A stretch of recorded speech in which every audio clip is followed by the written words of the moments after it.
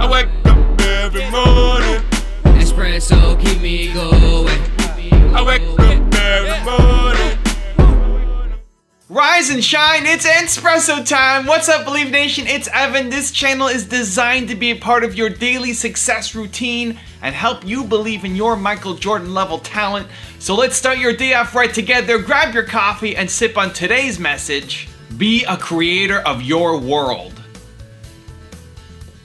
Over to you, Joe Dispenza. The Newtonian world is all about the predictable. It's all about predicting the future.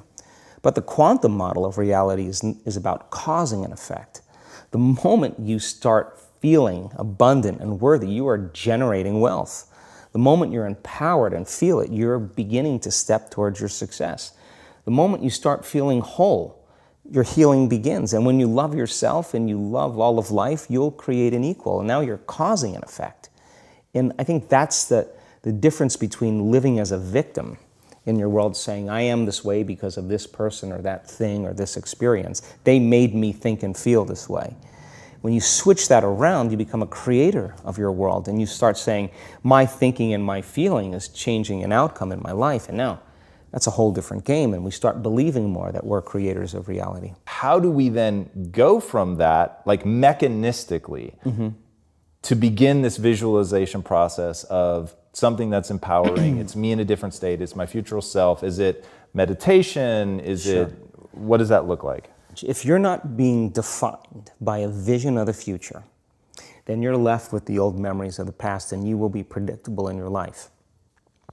And if you wake up in the morning and you're not being defined by a vision in the future, as you see the same people and you go to the same places and you do the exact same thing at the exact same time, it's no longer that your personality is creating your personal reality. Now your personal reality is affecting or creating your personality. Your environment is really controlling how you think and feel unconsciously, because every person, everything, every place, every experience has a neurological network in your brain. Every experience that you have with every person produces an emotion. So some people will use their boss to reaffirm their addiction to judgment. They'll use their enemy to reaffirm their addiction to hatred. They'll use their friends to reaffirm their addiction to suffering. So now they need the outer world to feel something. So to change then is to be greater than your environment, to be greater than the conditions in your world. And the environment is that seductive.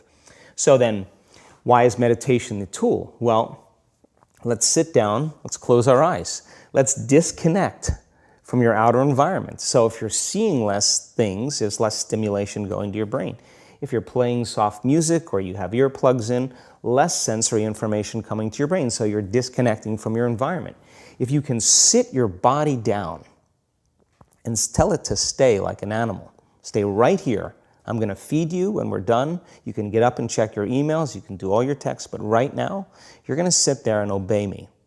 So then, when you do that properly, and you're not eating anything or smelling anything or tasting anything, you're not up experiencing and feeling anything, you would have to agree with me that you're being defined by a thought, right? So when the body wants to go back to its emotional past, and you become aware that your attention is on that emotion, and where you place your attention is where you place your energy. You're siphoning your energy out of the present moment into the past, and you become aware of that. And you settle your body back down in the present moment, because it's saying, well, it's 8 o'clock. You normally get upset because you're in traffic around this time, and here you are sitting, and we're used to feeling anger, and you're off schedule. Oh, it's 11 o'clock, and you usually check your emails and judge everybody. Well, the body's looking for that predictable chemical state. Every time you become aware that you're doing that and your body is craving those emotions and you settle it back down into the present moment, you're telling the body it's no longer the mind, that you're the mind. And now your will is getting greater than the program. And if you keep doing this over and over again, over and over again, over and over again, just like training a stallion or a dog, it's just going to say, I'm going to sit. And the moment that happens, when the body's no longer the mind, when it finally surrenders, there's a liberation of energy. We go from particle to wave, from matter to energy, and we free ourselves from the chains of those emotions that keep us in the familiar past. And we've seen this thousands of times. In fact, we can actually predict it now on a brain scan. I'm a big believer in the science of meditation, although I haven't figured out how to make it work for me. I've tried books, apps, videos, training, one-on-one sessions, a lot of different techniques, but I haven't figured out how to make it work for me yet. That being said, I'm a big believer in Joe's message. I think if you stick in the same environment that you are in, you will continue to repeat the same mistakes, the same habits, the same routines, and stay where you are.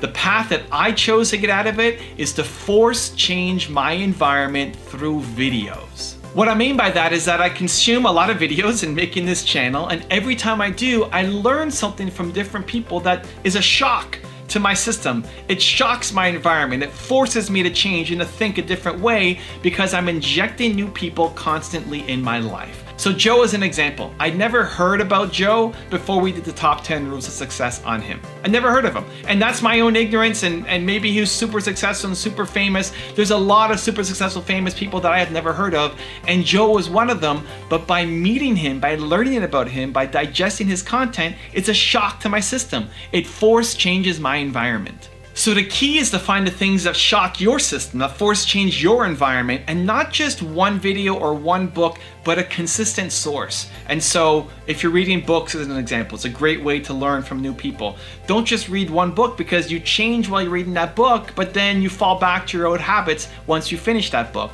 You need a constant source of new books that are gonna feed your brain.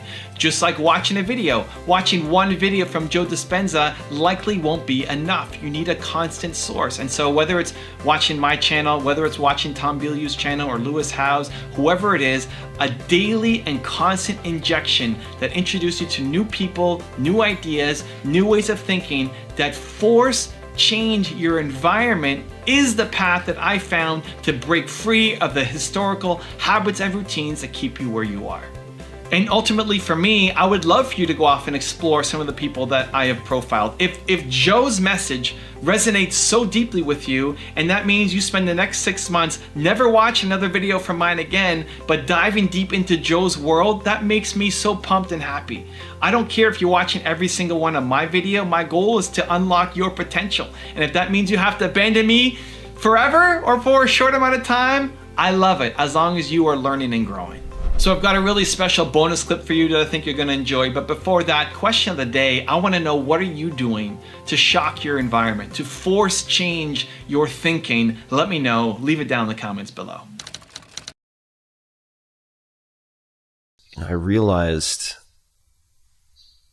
I'd say 2 years ago, but especially in the last 6 months, very recent, that, and this is the part that would make my Tim of 5 years ago just cringe, like vomit a little in his own mouth, which is, I'm not going to mince words. I still have trouble saying this, but like, self-love is not an indulgence. It's not a nice to have. It is a prerequisite. Even if all you want to do is feel successful and take care of the people you love the most, to really take care of them, you have to, as I've heard said, put on your oxygen mask first. Mm-hmm. And if you don't do that, like, you are also